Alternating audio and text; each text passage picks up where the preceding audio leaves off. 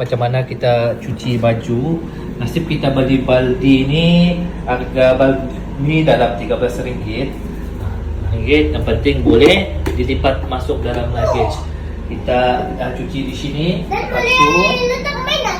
boleh. Dan si Adam pun letak mainan sana. Macam mana? Tunjukkan kamu letak mainan. Main. Okey, mesti buka air dulu. Okey, letak mainan. Lepas tu letak mainan bos. Okey, dah sudah tutup. Lepas Okey. tu, Lepas tu siap letak jadi. mainan. Lepas tu kita bawa ni lah. Sikit air. Ya, sikit air. Kita bawa Inga. Inga ni memang kita bawa lauk siap awal-awal lah. Kita bawa Inga. Baju yang tadi kita jemur di tangga exit. Karena bawa tali kita jemur. Biasanya kalau kita jemur selepas subuh kah, dan selepas subuh dia akan kering lah. Tetapi kalau tidak kering, kita beli benda ni lagi. Benda ni dalam dalam 2 jam lah.